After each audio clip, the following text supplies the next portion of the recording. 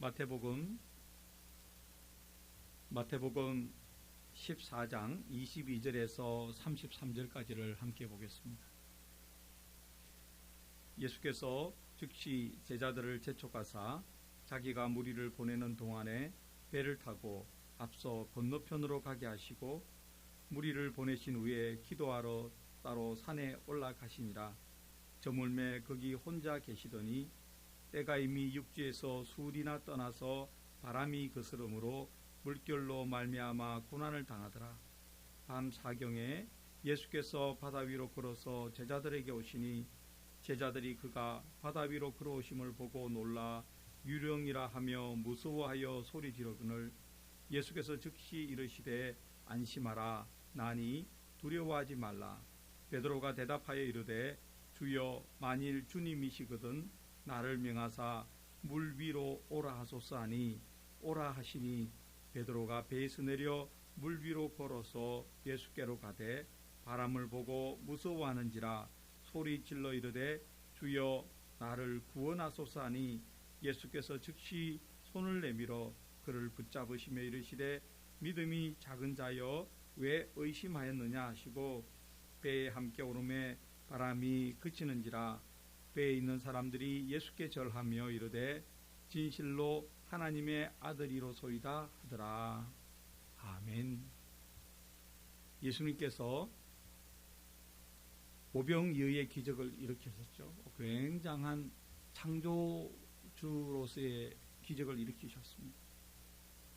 그리고 사람들을 다 흩어보냈습니다. 22절에 보시면 예수께서 즉시 제자들을 재촉하사 자기가 무리를 보내는 동안에, 그러니까 제자들을 먼저 보내고 예수님께서 무리를 다 보내는 것이죠. 배를 타고 앞서 건너편으로 가게 하시고, 그 다음에 보세요. 23절에 그 놀라운 기적을 행하신 예수님께서 하신 일은 기도였죠. 기도하러 가셨다. 무리를 보내신 후에 기도하러 따라 산에 올라가시니라. 저물매 거기 혼자 계시더니 큰 성공을 거두었을 때가 위험한 거죠. 큰 성공을 거두었을 때가 위험합니다. 또 생각보다 결과가 좋게 나왔을 때 그때가 위험합니다.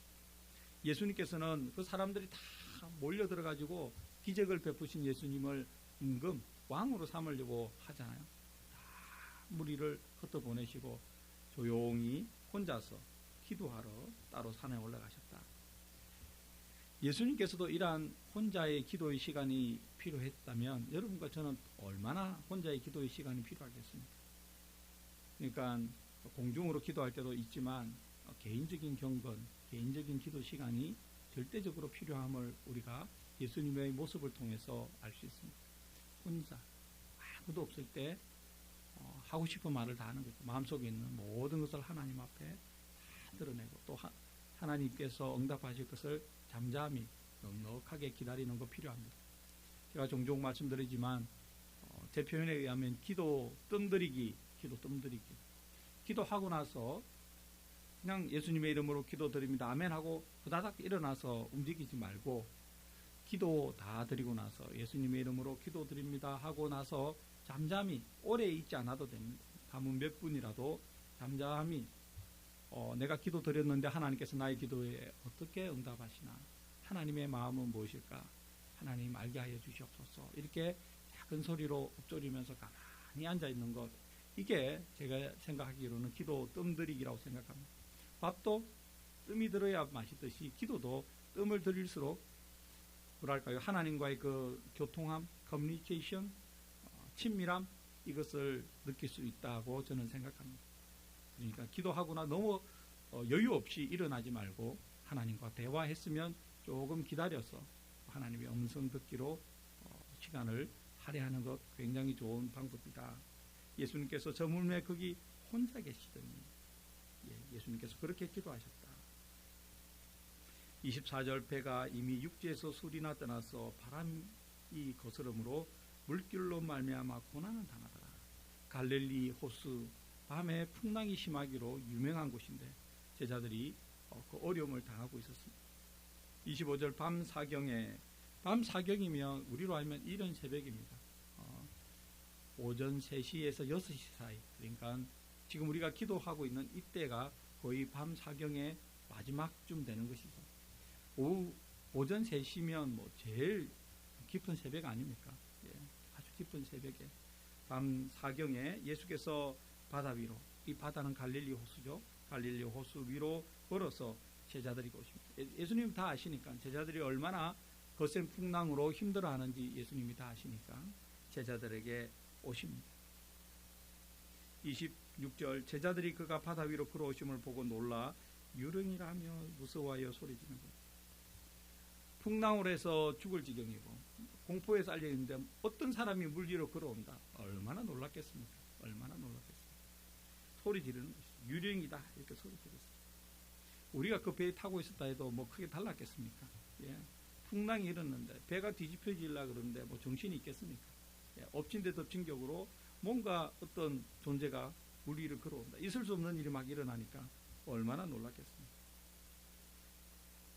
27절, 예수님께서 이렇게 말씀하시죠. 이러시되 안심하라, 안심하라. 나니 두려워하지 말라. 얼마나 좋은 목소리, 음성입니까? 우리가 얼마나 듣기를 사모하는 말씀입니까? 어떤 상황에 있을 때 내 인생에 어떤 풍랑이 일어난 것 같고 너무 힘들 때 우리가 기도할 때 예수님께서 내 어깨를, 기도하는 내 어깨를 싹 감싸 안으시면서 나다, 두려워하지 말라, 내가 너와 함께한다. 여러분, 이런 느낌, 이런 그 하나님의 함께하심, 예수님의 함께하심을 경험하면 얼마나 힘이 납니까? 그래서 여러분, 기도 뜸들이기가 필요합니다. 조용히 혼자서 기도하는 게 필요합니다. 때로는 조용히 혼자서 앉아서 기도 다 드리고 나서 내 원하는 것, 내 속에 있는 것을 다 하나님께 말씀드리고 나서 가만히 하나님의 타치, 하나님의 감동을 기다리는 것이죠. 예, 여러분 꼭 하시기 바랍니다. 그거 하고 안 하고가 아무것도 아닌 것 같지만 굉장한 차이가 있습니다. 기도하고 나서 잠시 머물러 하나님의 음성 듣기를 소원하는 여러분과 제가 되기를 바랍니다. 그때 우리가 듣습니다. 우리가 느낍니다. 예수님께서 안심하라, 나니 두려워하지 말라. 안심하라, 나니 두려워하지 말라. 아멘. 여기에서 이제 사건이 일어납니다. 28절, 베드로가 대답하여 이르되 주여, 만일 주님이시거든 나를 명하사 물 위로 오라 하소서. 멋지죠? 오늘 우리 성경으로 함께 기도하게 할 본문인데요. 예수님께서 오셨어요. 걱정하지 마라, 안심하지 말라, 두려워하지 말라, 나다. 그러니까 베드로가 만일 주님이시거든 나를 명하사 물 위로 오라 하소서. 우리에게 이런 믿음이 필요하지 않습니까? 우리가 기도하고 잠잠히 앉아 있을 때, 또는 기도하고 살아가는데 하나님께서 우리 마음에 확신을 주면 그때 내가 기도 응답 받았다 이렇게 해서 끝나지 말고 거기서 다시 한번 더 나아가는 거, 이게 하나님의 인도함을 받는 법이라는 J.I. 패크의 책에 보면 나와 있습니다. 그 신학자이자 목사이자 기도의 사람이 평생 경험한 것, 하나님의 인도함을 받는 것은 이렇게 스텝 바이 스텝으로, 한번 기도 응답 받았다 해가지고 이게 손 딱딱 들고 그냥 내 생각대로 살아가는 게 아니라 한순간 한순간에 하나님의 응답을 따라서 그렇게 살아가는 것이죠. 풍랑 가운데 예수님을 만났어요. 예수님께서 나에게 찾아오셔서 두려워하지 말라, 나다 이렇게 했을 때 내가 응답 받았다 끝내지 말고 베드로처럼 한 발자국 더 나아가는 것이죠. 만약 하나님께서 저의 기도를 들으셨으면 하나님 말씀으로 응답하여 주시옵소서. 상황이 변하게 하여 주시옵소서. 제 마음이 변하게 하여 주시고 또 저와 관련된 다른 사람들의 마음도 변하게 해주시고 하나님의 뜻이 더 온전하게 이루어지는 것을 경험하게 하달라고, 정흠이 나타나게 해달라고 이렇게 더 기도해야 됩니다. 네, 기도에 하나님께 응답 받았다면 두 번째, 세 번째 계속해서 더 온전하게, 더 확실하게 이루어지도록 우리가 하나님께 기도해야 된다. 베드로의 모습을 통해서 우리가 발견할 수 있는 것이죠. 무모함, 그것을 지금 말씀드리려고 하는 게 아니라 정말 하나님, 정말 예수님께서 찾아오셨다면 뭔가 나에게 어떤 일이 일어나게 해달라. 그게 기도하는 사람의 아주 바람직한 성경적인 태도다, 그렇게 생각합니다. 이 모든 것이 기도를 좀 더 진지하게 드리고 기도 뜸들이기를 하면서 일어나는 놀라운 일이고, 기도하고 나서 살아가면서 삶의 현장에서 하나님께서 내 기도에 어떻게 응답하실까 늘 주시하고 있다가 그와 관련된 일이 일어나면 거기서 끝내버리면 안 되고 다시 시작하는 거죠. 하나님, 이렇게 응답하셨으니 더 확증합니다. 더 말씀을 주시옵소서. 더 확신을 주시옵소서. 상황의 변화가 일어나게 하시고 결국에는 내 행동의 변화가 일어나게 하여 주시옵소서. 내 삶이 달라지게 하여 주시옵소서. 이렇게 2차로 3차로 계속해서 기도하는 여러분과 제가 되기를 간절히 바랍니다. 아멘. 그렇게 말씀하셨습니다. 예수님 어떻게 하실까요? 아니야 있어라 이렇게 안 하잖아요. 오라. 얼마나 좋습니까? 우리는 예수님께 기도하면, 하나님께 기도하면 예스 이렇게 하는 거죠. 오라. 예수님께서 베드로에게 오라 하시니 베드로는 또 순종합니다. 놀라운 것이죠. 기도하면, 예수님께서 함께 하시면 이런 큰 일이 일어나는 것이 정상입니다. 우리가 너무 조그마한 거 가지고 기도 응답 받았다고 막 아니에요. 더 하나님의 응답은 풍성하고 확실하고 우리의 존재 자체를 변화시키는, 물 위를 걷지 못하던 베드로가, 물에 빠져 죽을 것이라고 걱정하는 베드로가 물 위를 걷는 변화가 일어났듯이 예수님께서 함께 하시면 우리의 삶에도 큰 변화가 일어납니다. 여러분, 변화가 일어나야 기도 응답 받은 겁니다. 뭐 기도 응답 받았다 했는데 내 삶의 변화도 없고 내 자세도 변화가 없고 뭐 그러면 안 되는 겁니다. 변화가 일어나야 기도 응답입니다. 물 위를 걷는 베드로, 변화가 일어났죠. 베드로가 배에서 내려 물 위로 걸어서 예수께로 갔다. 그 순간이 얼마나인지 모르겠지만 정말 행복한 순간 아닙니까? 베드로에게는 하나님의 기도 응답, 예수님의 응답을 받아서 자기에게 일어난 놀라운 변화, 물 위를 걷는 경험. 이 세상에 물 위를 그렇게 걸어서 풍랑 가운데 걸어서 간 사람이 누가 있었겠습니까? 없습니다. 예수님만. 그리고 예수님의 말씀에 순종한, 예수님께 믿음을 둔 베드로만 걸어간 것이죠. 이런 일이 기도 응답이다. 이 짧은 기도, 나를 명하사 물 위로 오라 하소서 하니 예수님께서 응답하시죠. 오라. 그리고 베드로는 물 위로 걸어갑니다. 이게 기도 응답의 프로세스. 기도하고 응답하시고 실천하고 또 다시 기도하고 응답하시고 실천. 보세요. 그 다음 또 기도합니다. 30절 바람을 보고 무서워 빠져가는지라 소리 질러 이르되 주여 나를 구원하소서. 기도죠. 예수님께서 응답하셨어요. 내가 이렇게 걸었으면 좋겠습니다. 예수님께서 걸어와라. 그래서 베드로 걸었습니다. 그런데 물속에 빠져가는, 이게 기도 응답입니다. 우리가 기도했는데요, 어떤 문제를 가지고 하나님께서 응답하셨습니다. 그대로 행하죠. 그런데 내가 생각했던 대로 일이 진행되지 않아요. 그러면 어떻게 생각합니까? 내가 기도했는데 왜 이 응답대로 안 되지? 이게 뭐 잘못됐나? 그게 아니라는 거죠. 그 다음 단계가 또 있는 거예요. 그 상황이 변하면 또 우리가 기도하기를 원하시고, 우리가 또 기도하면 하나님이 또 그 다음 단계로 인도하고, 이렇게 해서 올라가는 하나님의 뜻을 이룰 수 있다. 그러니까 여러분 기도할 때 한 번 뭐 응답받았다 해가지고 끝났다 이게 아니고요. 차근차근 순간순간 스텝 바이 스텝 그렇게 진지하게 신중하게 하나님의 뜻을 분별하는 여러분과 제가 되어야 합니다. 아멘. 그렇게 기도하는 겁니다. 소리질러 이르되 주여 나를 구원하소서 하니 기도하니까 또 어떻게 합니까? 예수님께서 응답하시죠.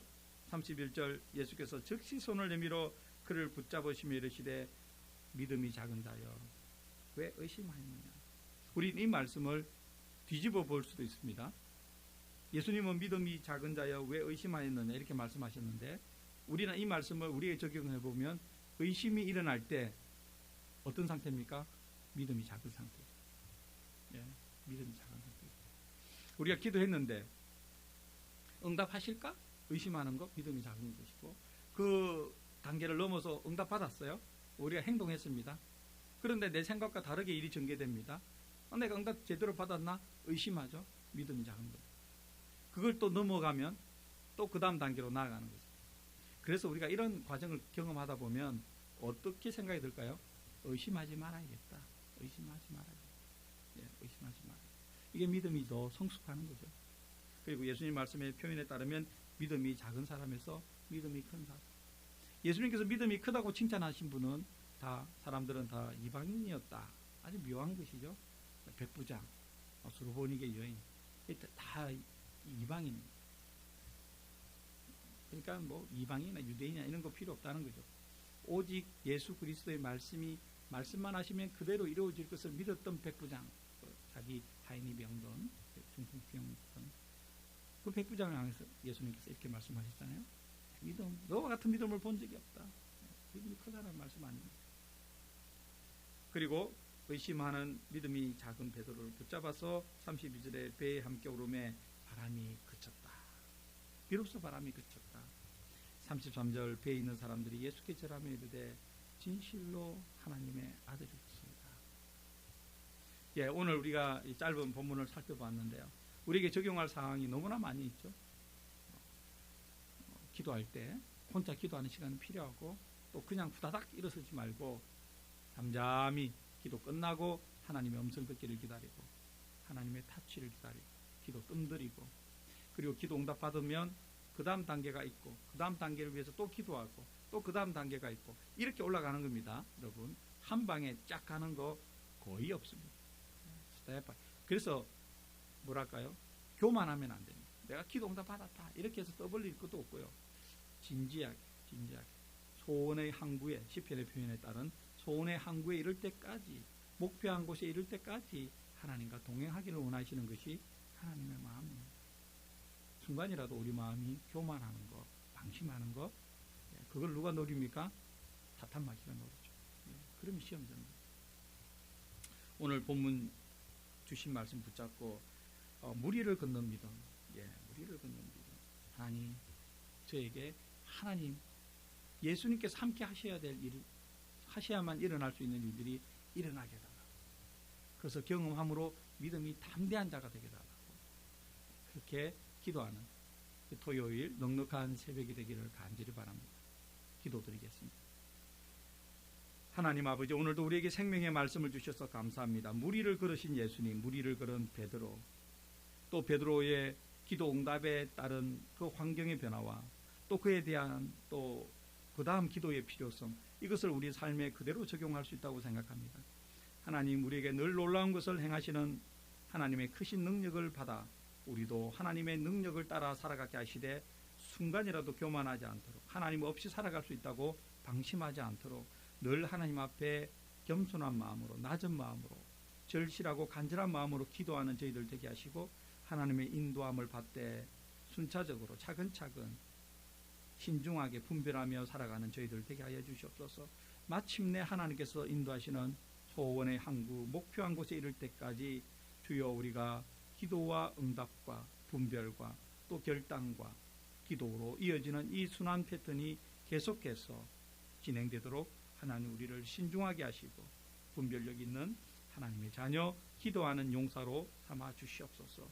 주의 은혜가 이 새벽에도 일어나 하나님께 기도하는 하나님의 자녀들에게 넘치도록 풍성하도록 임하게 하여 주시옵소서. 주 예수 그리스도 이름으로 기도드립니다. 아멘.